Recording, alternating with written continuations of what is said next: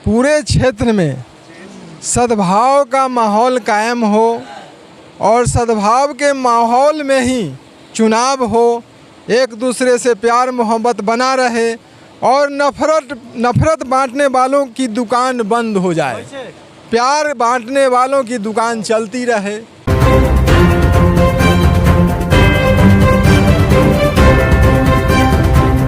नमस्कार, आदाब, सत श्री अकाल। आप देख रहे हैं छोटे मुखिया न्यूज और अभी हम चमरहरा में हैं और मेरे साथ साफ पार्टी के राष्ट्रीय संयोजक मेरे साथ हैं। साफ पार्टी के जानते हैं आज सर कल होली होने वाला है और आज होली मिलन समारोह किए हैं और चुनावी साल है। क्या सोच रहे हैं? चाह रहे हैं कि पूरे क्षेत्र में सद्भाव का माहौल कायम हो और सद्भाव के माहौल में ही चुनाव हो, एक दूसरे से प्यार मोहब्बत बना रहे और नफ़रत बांटने वालों की दुकान बंद हो जाए, प्यार बांटने वालों की दुकान चलती रहे।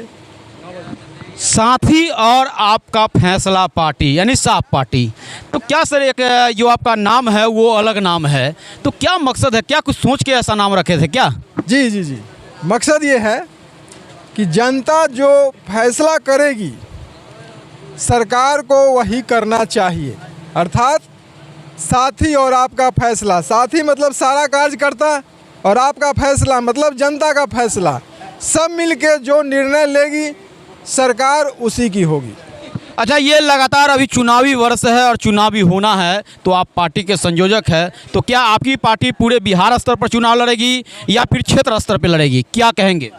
नहीं, बिहार स्तर के लिए चुनाव लड़ने के लिए तैयारी चल रही है। अब इसमें जहां तक हमें सफलता मिलती है वहां तक हम कैंडिडेट को खड़ा करेंगे।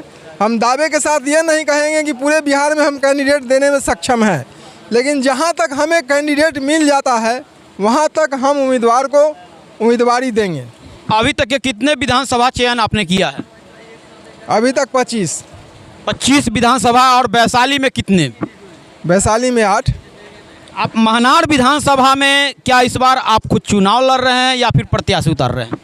इसका निर्णय अगले 1-2 महीना में होगा, अभी कुछ नहीं कह सकते हैं। समय और सिचुएशन के हिसाब से अभी सारी राजनीतिक पार्टी है जो होली मिलन समारोह की शुरुआत कर दी है और चुनावी वर्ष है और इस बार चुनाव होनी है, तो क्या सोच रहे हैं? और आपका घर भी महनार विधानसभा अंतर्गत आ रहा है, तो क्या सोच रहे हैं इस बार?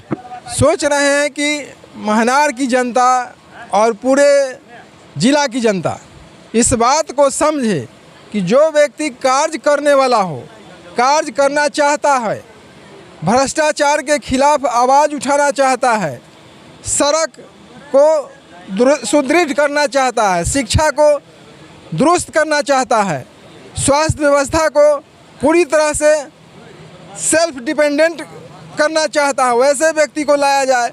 अभी स्वास्थ्य व्यवस्था पूरा लचर पचर है बिहार का। आप देखेंगे तो संपूर्ण इलाज के लिए आपको अपने स्टेट में निर्भरता नहीं है, आप संपूर्ण इलाज के लिए दूसरे राज्य पर निर्भर होते हैं। तो शिक्षा स्वास्थ्य के मामले में आप काफ़ी पीछे हैं, वही हाल है शिक्षा के मामले में। आप पूरी तरह से शिक्षा अपने राज्य में नहीं प्राप्त करते हैं, आपको शिक्षा में निर्भरता पाने के लिए दूसरे राज्य में जाना पड़ता है। तो आप यहाँ पर अधूरे हैं। इस अधूरे व्यवस्था को पूरा करने के लिए हमें कार्य करना होगा, जनता को समझना होगा इस बात को।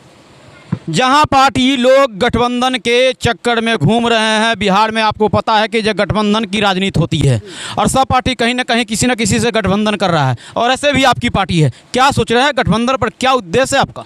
गठबंधन पर अभी कोई विचार नहीं किया गया है, समय आएगा तो इस पर विचार किया जाएगा। किधर जाने की इशारे हो रही है? अभी इशारे कुछ भी नहीं है, समय और सिचुएशन के हिसाब से काम किया जाएगा।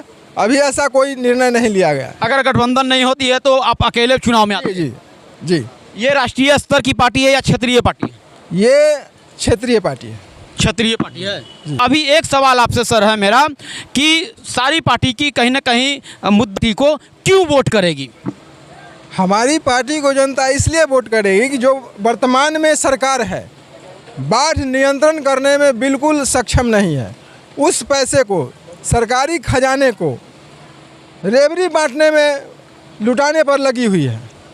और सरकार अगर चाह ले, नदी से नदियों को जोड़ के नहर के माध्यम से बाढ़ के पानी को चाहे तो समंदर में उतार सकती है, लेकिन सरकार जानबूझ करके बाढ़ को पाल रखी है और इससे हर साल अरबों रुपए की बर्बादी होती है। आप बेरोजगारी को दूर नहीं कर पा रहे हैं, आप बेरोजगारी को ख़त्म करने के लिए दूसरे राज्य पर निर्भर होते हैं। आप महंगाई को बढ़ा रहे हैं, बेरोजगारी खत्म नहीं हो रहा है, महंगाई को इसलिए बढ़ा रहे हैं कि आपका सड़क व्यवस्था दुरुस्त नहीं है। तो जो काम 1 घंटा में हो सकता है, जो संवहन का काम 1 घंटा में होगा, उसके लिए 2 घंटा लगता है। तो जाहिर है कि डीजल खर्चा बढ़ेगा और डीजल खर्चा बढ़ेगा तो महंगाई बढ़ेगी। उद्योग धंधा को आप बंद कर रखे हैं, तो बाहर से माल आयात होकर के हमारे राज्य में आएगा तो उससे भी महंगाई बढ़ रही है।